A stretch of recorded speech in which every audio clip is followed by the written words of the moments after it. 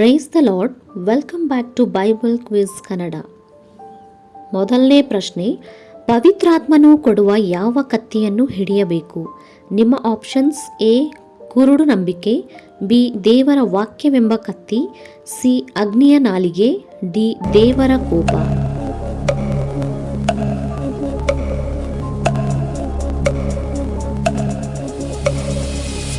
ಇದಕ್ಕೆ ಸರಿಯಾದ ಉತ್ತರ ಆಪ್ಷನ್ ಬಿ. ಆದ್ದರಿಂದ ನೀವು ಕೆಡುಕನ ಅಗ್ನಿ ಬಾಣಗಳನ್ನೆಲ್ಲ ಆರಿಸುವುದಕ್ಕೆ ಶಕ್ತರಾಗುವಿರಿ. ಇದಲ್ಲದೆ ರಕ್ಷಣೆ ಎಂಬ ಶಿರಸ್ತ್ರಾಣವನ್ನು ಇಟ್ಟುಕೊಂಡು ಪವಿತ್ರಾತ್ಮನು ಕೊಡುವ ದೇವರ ವಾಕ್ಯವೆಂಬ ಕತ್ತಿಯನ್ನು ಹಿಡಿಯಿರಿ. ನೀವು ಪವಿತ್ರಾತ್ಮ ಪ್ರೇರಿತರಾಗಿ ಎಲ್ಲ ಸಮಯಗಳಲ್ಲಿ ಸಕಲ ವಿಧವಾದ ಪ್ರಾರ್ಥನೆಯಿಂದಲೂ ವಿಜ್ಞಾಪನೆಯಿಂದಲೂ ದೇವರನ್ನು ಪ್ರಾರ್ಥಿಸಿರಿ. ವಾಗ್ದಾನ ಸಹಿತವಾದ ಮೊದಲನೆಯ ಆಜ್ಞೆ ಯಾವುದು? ನಿಮ್ಮ ಆಪ್ಷನ್ಸ್: ಎ ನಿಮಗೆ ಬೇರೆ ದೇವರುಗಳಿರಬಾರದು, ಬಿ ನೀವು ಕೊಲೆ ಮಾಡಬಾರದು, ಸಿ ನೀವು ಕದಿಯಬಾರದು, ಡಿ ನಿಮ್ಮ ತಂದೆ ತಾಯಿಗಳನ್ನು ಸನ್ಮಾನಿಸಬೇಕು.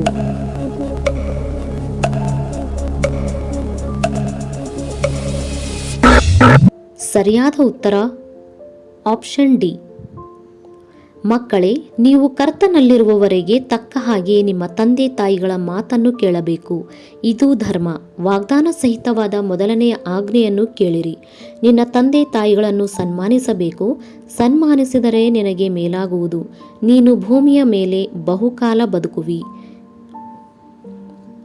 ಪ್ರಶ್ನೆ, ತಂದೆಗಳೇ, ನಿಮ್ಮ ಮಕ್ಕಳಿಗೆ ಇದನ್ನು ಮಾಡಬೇಡಿ. ನಿಮ್ಮ ಆಪ್ಷನ್ಸ್: ಎ ಕೋಪವನ್ನೆಬ್ಬಿಸಬೇಡಿ, ಬಿ ಚಾಟಿಯಿಂದ ಹೊಡೆಯಬೇಡಿ, ಸಿ ನಂಬಬೇಡಿ, ಡಿ ಬೋಧಿಸಬೇಡಿ.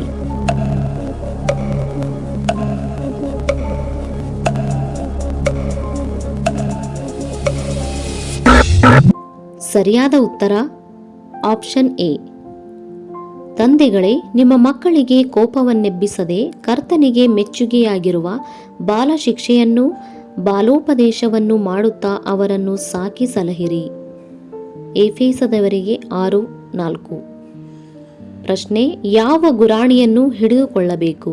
ನಿಮ್ಮ ಆಪ್ಷನ್ಸ್: ಎ ಮೋಶೆ, ಬಿ ಧರ್ಮಶಾಸ್ತ್ರ, ಸಿ ನಂಬಿಕೆ, ಡಿ ಪಶ್ಚಾತ್ತಾಪ.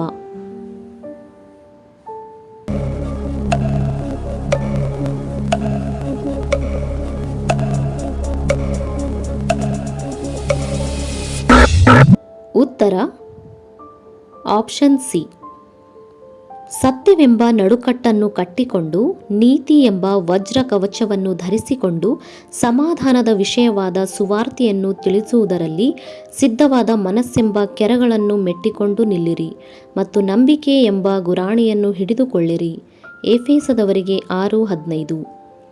ಪ್ರಶ್ನೆ, ಪೂರ್ವದಲ್ಲಿ ನಾವು ಇದರ ಅನುಸಾರವಾಗಿ ನಡೆದುಕೊಂಡೆವು. ನಿಮ್ಮ options: A Dharmashastra, B ಇಹಲೋಕಾಚಾರಕ್ಕೆ, C ನ್ಯಾಯ ಮತ್ತು ನೀತಿ, ಡಿ ದೇವರ ಚಿತ್ತಾನುಸಾರ.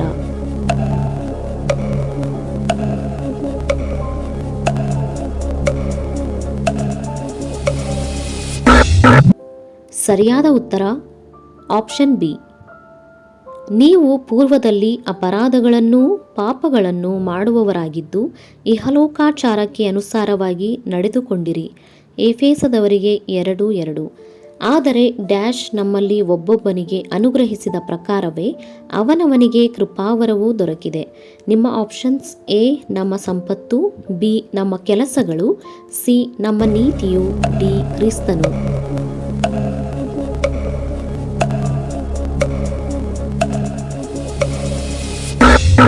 ಸರಿಯಾದ ಉತ್ತರ ಆಪ್ಷನ್ ಡಿ. ಆದರೆ ಕ್ರಿಸ್ತನು ನಮ್ಮಲ್ಲಿ ಒಬ್ಬೊಬ್ಬನಿಗೆ ಅನುಗ್ರಹಿಸಿದ ಪ್ರಕಾರವೇ ಅವನವನಿಗೆ ಕೃಪಾವರವೂ ದೊರಕಿದೆ. ಎಫೆಸದವರಿಗೆ 4:7. ಪ್ರಶ್ನೆ, ಅನ್ಯಜನರು ನಡೆದುಕೊಳ್ಳುವ ಈ ಪ್ರಕಾರ ನೀವು ನಡೆದುಕೊಳ್ಳಬಾರದು. ನಿಮ್ಮ ಆಪ್ಷನ್ಸ್: ಎ ಪ್ರೀತಿಯಲ್ಲಿ, ಬಿ ಸೇವೆಯ ರೀತಿ, ಸಿ ಜ್ಞಾನದಲ್ಲಿ, ಡಿ ನಿಷ್ಪ್ರಯೋಜಕವಾದ ಬುದ್ಧಿಯುಳ್ಳವರಾಗಿ.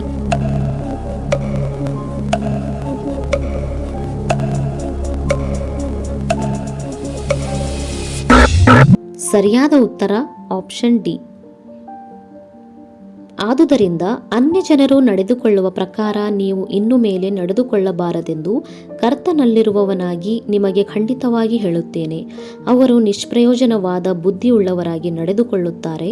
ಅವರ ಮನಸ್ಸು ಮೊಬ್ಬಾಗಿ ಹೋಗಿದೆ. ಅವರು ತಮ್ಮ ಹೃದಯದ ಕಾಠಿಣ್ಯದ ನಿಮಿತ್ತದಿಂದಲೂ ತಮ್ಮಲ್ಲಿರುವ ಅಜ್ಞಾನದ ನಿಮಿತ್ತದಿಂದಲೂ ದೇವರಿಂದಾಗುವ ಜೀವಕ್ಕೆ ಅನ್ಯರಾಗಿದ್ದಾರೆ.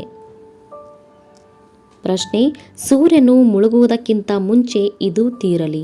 ನಿಮ್ಮ ಆಪ್ಷನ್ಸ್: ಎ ನಿಮ್ಮ ಪ್ರಾರ್ಥನೆ, ಬಿ ನಿಮ್ಮ ತ್ಯಾಗ, ಸಿ ನಿಮ್ಮ ಕೋಪ, ಡಿ ಕರ್ತನ ದಿನ.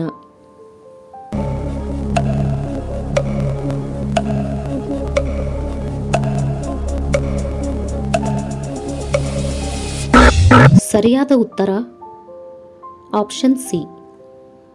ಸೂರ್ಯನು ಮುಳುಗುವುದಕ್ಕಿಂತ ಮುಂಚೆ ನಿಮ್ಮ ಸಿಟ್ಟು ತೀರಲಿ, ಸೈತಾನನಿಗೆ ಅವಕಾಶ ಕೊಡಬೇಡಿರಿ. ಎಫೆಸದವರಿಗೆ 4:26. ಪ್ರಶ್ನೆ: ನೀವು ನಿಮ್ಮ ಅಂತರ್ಯದಲ್ಲಿ ಹೊಸಬರಾಗಿ ಡ್ಯಾಶ್ ಧರಿಸಿಕೊಳ್ಳಿರಿ. ನಿಮ್ಮ ಆಪ್ಷನ್ಸ್: ಎ ದೇವರ ಆಯುಧ, ಬಿ ನೂತನ ಸ್ವಭಾವ, ಸಿ ಬಿಳಿ ಶುಭ್ರ ವಸ್ತ್ರ, ಡಿ ಶುಭ್ರ ಮೇಲಂಗಿ.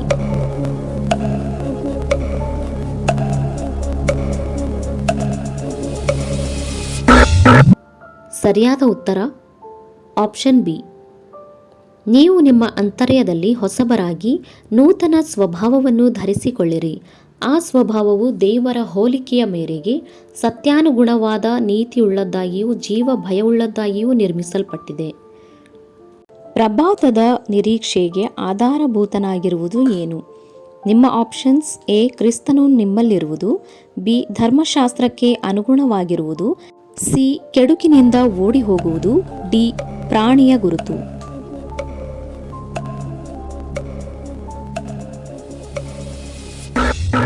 ಸರಿಯಾದ ಉತ್ತರ ಆಪ್ಷನ್ ಎ. ಈ ಮರ್ಮವು ಏನೆಂದರೆ, ಕ್ರಿಸ್ತನು ನಮ್ಮಲ್ಲಿದ್ದು ಪ್ರಭಾವದ ನಿರೀಕ್ಷೆಗೆ ಆಧಾರಭೂತನಾಗಿರುವುದೇ. ಕೊಲಸ್ಸಿಯವರಿಗೆ 1:28. ಪ್ರಶ್ನೆ: ಯಜಮಾನರು ತಮ್ಮ ದಾಸರಿಗೆ ನ್ಯಾಯವಾದುದನ್ನು ಮಾಡಬೇಕು, ಯಾಕೆಂದರೆ ಅವರಿಗೂ. ನಿಮ್ಮ ಆಪ್ಷನ್ಸ್: ಎ ಪರಲೋಕದಲ್ಲಿ ಯಜಮಾನನಿದ್ದಾನೆ, ಬಿ ಹೆಂಡತಿ ಮಕ್ಕಳಿದ್ದಾರೆ, ಸಿ ನಿರೀಕ್ಷೆ ಮತ್ತು ಕನಸುಗಳಿವೆ, ಡಿ ಭಾವನೆಗಳಿವೆ.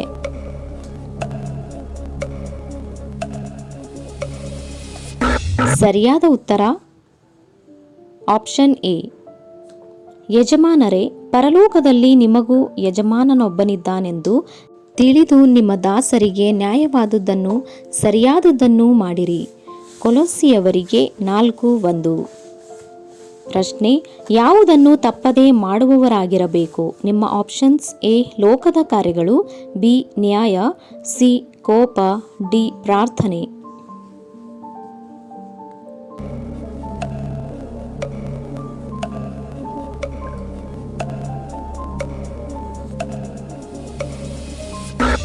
ಸರಿಯಾದ ಉತ್ತರ ಆಪ್ಷನ್ ಡಿ.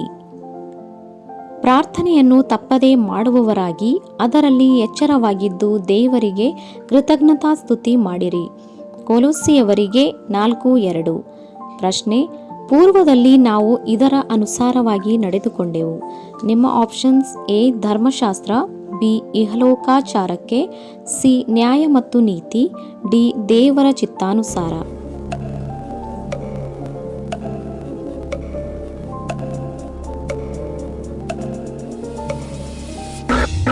ಸರಿಯಾದ ಉತ್ತರ ಆಪ್ಷನ್ ಬಿ. ನೀವು ಪೂರ್ವದಲ್ಲಿ ಅಪರಾಧಗಳನ್ನು ಪಾಪಗಳನ್ನು ಮಾಡುವವರಾಗಿದ್ದು ಇಹಲೋಕಾಚಾರಕ್ಕೆ ಅನುಸಾರವಾಗಿ ನಡೆದುಕೊಂಡಿರಿ. ಫಿಲಿಪ್ಪಿಯವರಿಗೆ 2:12. ನಾವು ಪರದೇಶದವರು ಅನ್ಯರೂ ಆಗಿರದೆ ಇವರೊಂದಿಗೆ ಒಂದೇ ಸಂಸ್ಥಾನದವರು ಆಗಿದ್ದೇವೆ. ನಿಮ್ಮ ಆಪ್ಷನ್ಸ್: ಎ ದೇವಜನರು, ಬಿ ದೂತರು, ಸಿ ದೆವ್ವಗಳು, ಡಿ ದೇವರಲ್ಲದವರು.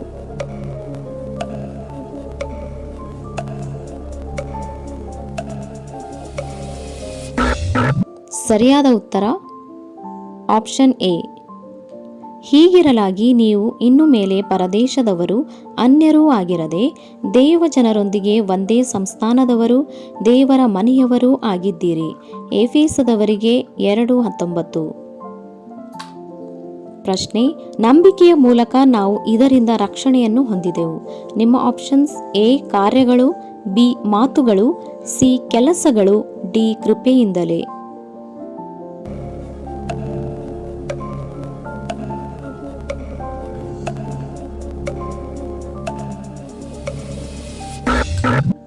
ಸರಿಯಾದ ಉತ್ತರ ಆಪ್ಷನ್ ಡಿ.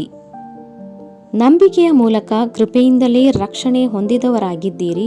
ಆ ರಕ್ಷಣೆಯು ನಿಮ್ಮಿಂದ ಉಂಟಾದದ್ದಲ್ಲ, ಅದು ದೇವರ ವರವೇ. ಅದು ಪುಣ್ಯಕ್ರಿಯೆಗಳಿಂದ ಉಂಟಾದದ್ದಲ್ಲ.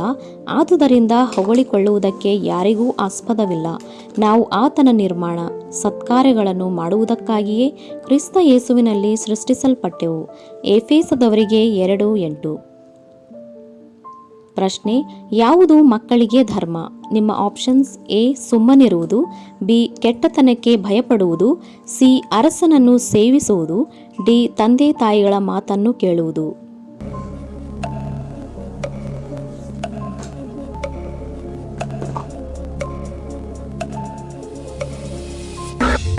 ಇದಕ್ಕೆ ಉತ್ತರ ಆಪ್ಷನ್ ಡಿ. ಮಕ್ಕಳೇ, ನೀವು ಕರ್ತನಲ್ಲಿರುವವರಿಗೆ ತಕ್ಕ ಹಾಗೆ ನಿಮ್ಮ ತಂದೆ ತಾಯಿಗಳ ಮಾತನ್ನು ಕೇಳಬೇಕು. ಇದು ಧರ್ಮ. ವಾಗ್ದಾನ ಸಹಿತವಾದ ಮೊದಲನೆಯ ಆಜ್ಞೆಯನ್ನು ಕೇಳಿರಿ. ನಿಮ್ಮ ತಂದೆ ತಾಯಿಗಳನ್ನು ಸನ್ಮಾನಿಸಬೇಕು. ಸನ್ಮಾನಿಸಿದರೆ ನಿನಗೆ ಮೇಲಾಗುವುದು. ನೀನು ಭೂಮಿಯ ಮೇಲೆ ಬಹುಕಾಲ ಬದುಕುವಿ. ಎಫೆಸದವರಿಗೆ 6:1.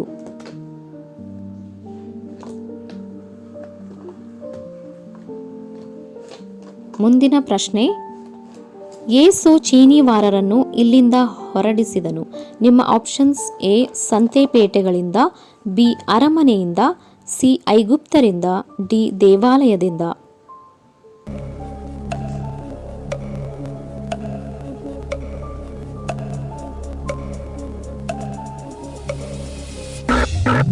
ಉತ್ತರ ಆಪ್ಷನ್ ಡಿ.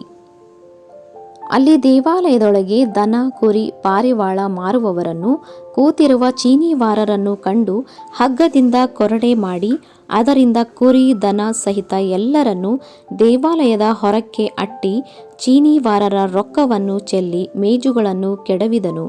ಪಾರಿವಾಳ ಮಾರುವವರಿಗೆ, ಇವುಗಳನ್ನು ಇಲ್ಲಿಂದ ತಗೊಂಡು ಹೋಗಿರಿ, ನನ್ನ ತಂದೆಯ ಮನೆಯನ್ನು ಸಂತೆ ಮಾಡಬೇಡಿರಿ ಎಂದು ಹೇಳಿದನು. ಯೋಹಾನ 2:14. ಯೇಸು ಅಲ್ಲಿನ ಕೆಲಸಗಾರರಿಗೆ ಬಾನೆಗಳಲ್ಲಿ ಏನನ್ನು ತುಂಬಿಸಲು ಹೇಳಿದನು? ನಿಮ್ಮ ಆಪ್ಷನ್ಸ್: ಎ ನೀರು, ಬಿ ದ್ರಾಕ್ಷಿ, ಸಿ ಎಣ್ಣೆ, ಡಿ ವಿನೆಗರ್.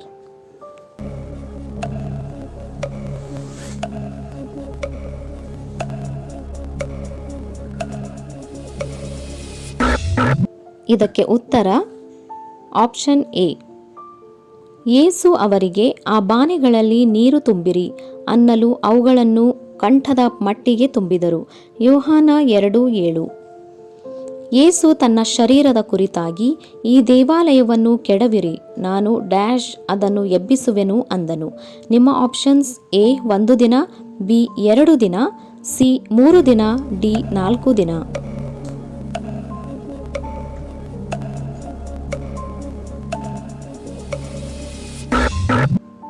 ಇದಕ್ಕೆ ಉತ್ತರ ಆಪ್ಷನ್ ಸಿ. ಯಹೂದ್ಯರು ಆತನನ್ನು, ನಿನಗೆ ಇದನ್ನೆಲ್ಲ ಮಾಡುವ ಅಧಿಕಾರ ಉಂಟೆಂಬುದಕ್ಕೆ ಏನು ಸೂಚಕ ಕಾರ್ಯವನ್ನು ತೋರಿಸುತ್ತೀ ಎಂದು ಕೇಳಿದ್ದಕ್ಕೆ ಯೇಸು, ಈ ದೇವಾಲಯವನ್ನು ಕೆಡವಿರಿ, ನಾನು 3 ದಿನದಲ್ಲಿ ಇದನ್ನು ಎಬ್ಬಿಸುವೆನು ಅಂದನು. ಯೋಹಾನ 2:18. ಪ್ರಶ್ನೆ, ಈ ದೇವಾಲಯವನ್ನು ಕಟ್ಟಲು ಬೇಕಾಯಿತು ಎಂದು ಯಹೂದ್ಯರು ಹೇಳಿದರು. ನಿಮ್ಮ ಆಪ್ಷನ್ಸ್: ಎ 10 ವರ್ಷ, ಬಿ 50 ವರ್ಷ, ಸಿ 46 ವರ್ಷ, ಡಿ 110 ವರ್ಷ.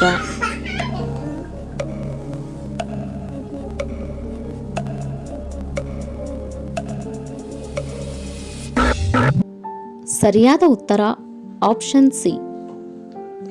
ಅದಕ್ಕೆ ಯಹೂದ್ಯರು, ದೇವಾಲಯವನ್ನು ಕಟ್ಟುವುದಕ್ಕೆ 46 ವರ್ಷ ಹಿಡಿಯಿತು, ನೀನು 3 ದಿನದಲ್ಲಿ ಅದನ್ನು ಎಬ್ಬಿಸುವಿಯೋ ಅಂದರು. ಯೋಹಾನ 2:20. ಪ್ರಶ್ನೆ, ಆ ಸೇವಕನು ತನಗೆ 100 ಹಣ ಬಾಕಿ ಕೊಡಬೇಕಾದ ಜೊತೆ ಸೇವಕನ ಸಂಗಡ ಹೇಗೆ ನಡೆದುಕೊಂಡನು? ನಿಮ್ಮ ಆಪ್ಷನ್ಸ್: ಎ. ಅವನ ಸಾಲವನ್ನು ಮನ್ನಿಸಿದ. ಬಿ. ಅವನನ್ನು ಸೆರೆಮನೆಗೆ ಹಾಕಿಸಿದನು. ಸಿ. ಅವನಿಗೆ ಕೆಲಸ ಕೊಡಿಸಿದನು. ಡಿ. ಅವನಿಗೆ 100 ಹಣ ಕೊಟ್ಟನು. ಸರಿಯಾದ ಉತ್ತರ ಆಪ್ಷನ್ ಬಿ. ಆಗ ಅವನ ಜೊತೆ ಸೇವಕನು ಅವನ ಕಾಲಿಗೆ ಬಿದ್ದು ಸ್ವಲ್ಪ ತಾಳಿಕೋ ತೀರಿಸುತ್ತೇನೆ ಎಂದು ಬೇಡಿಕೊಂಡನು. ಆದರೆ ಅವನು ಒಪ್ಪದೆ ಹೊರಟು ಹೋಗಿ ಸಾಲ ತೀರಿಸುವ ತನಕ ಅವನನ್ನು ಸೆರೆಮನೆಯಲ್ಲಿ ಹಾಕಿಸಿದನು. ಮತ್ತಾಯ 18:29. ಮುಂದಿನ ಪ್ರಶ್ನೆ, ಸಾಮ್ಯದಲ್ಲಿ ಒಡೆಯನು ಕೂಲಿ ಆಳುಗಳನ್ನು ಎಲ್ಲಿ ಕರೆದನು? ನಿಮ್ಮ ಆಪ್ಷನ್ಸ್: ಎ. ದೇವಾಲಯದಲ್ಲಿ. ಬಿ. ದ್ರಾಕ್ಷಿ ತೋಟದಲ್ಲಿ. ಸಿ. ಯೆರೂಸಲೇಮಿನಲ್ಲಿ. ಡಿ. ಸೆರೆಮನೆಯಲ್ಲಿ.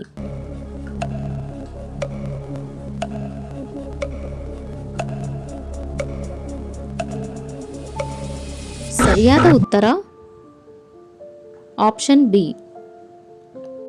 ಅದು ಹೇಗೆಂದರೆ, ಪರಲೋಕ ರಾಜ್ಯವು ಒಬ್ಬ ಮನೆಯ ಯಜಮಾನನಿಗೆ ಹೋಲಿಕೆಯಾಗಿದೆ. ಅವನು ತನ್ನ ದ್ರಾಕ್ಷಿ ತೋಟಕ್ಕೆ ಕೂಲಿ ಆಳುಗಳನ್ನು ಕರೆಯುವುದಕ್ಕೆ ಬೆಳಿಗ್ಗೆ ಹೊರಟನು. ಮತ್ತಾಯ 20:1. ಜನರ ಗುಂಪು ಯೇಸು ಬರುವ ದಾರಿಯಲ್ಲಿ ಏನನ್ನು ಹರಡುತ್ತಿದ್ದರು?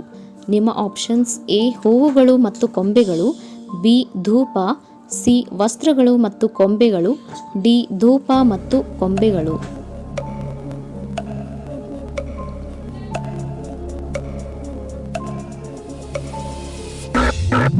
ಇದಕ್ಕೆ ಉತ್ತರ ಆಪ್ಷನ್ ಸಿ. ಆಗ ಜನರ ಗುಂಪಿನಲ್ಲಿ ಬಹಳ ಮಂದಿ ತಮ್ಮ ಬಟ್ಟೆಗಳನ್ನು ದಾರಿಯಲ್ಲಿ ಹಾಸಿದರು. ಬೇರೆ ಕೆಲವರು ಮರಗಳಿಂದ ಚಿಗುರುಗಳನ್ನು ಕೊಯ್ದು ದಾರಿಯಲ್ಲಿ ಹರಡುತ್ತಿದ್ದರು. ಆಗ ಹಿಂದೆಯೂ ಮುಂದೆಯೂ ಗುಂಪಾಗಿ ಹೋಗುತ್ತಿದ್ದ ಜನರು, ದಾವೀದ ಕುಮಾರನಿಗೆ ಜಯ, ಕರ್ತನ ಹೆಸರಿನಲ್ಲಿ ಬರುವವರಿಗೆ ಆಶೀರ್ವಾದ, ಮೇಲಣ ಲೋಕಗಳಲ್ಲಿ ಜಯ ಎಂದು ಆರ್ಭಟಿಸಿದರು. ಮತ್ತಾಯ 21:8. ಒಂದು ಸಾಮ್ಯದಲ್ಲಿ ತನ್ನ ಆಳುಗಳು ಹೊಡೆದು ಕೊಲ್ಲಲ್ಪಟ್ಟ ಮೇಲೆ ಮನೆ ಯಜಮಾನನು ಯಾರನ್ನು ಕಳುಹಿಸಿದನು? ನಿಮ್ಮ ಆಪ್ಷನ್ಸ್: ಎ. ಅವನ ಮಗನನ್ನು. ಬಿ. ಸೈನಿಕನನ್ನು. ಸಿ. ನ್ಯಾಯವಾದಿಯನ್ನು. ಡಿ. ಶರೀಫನನ್ನು.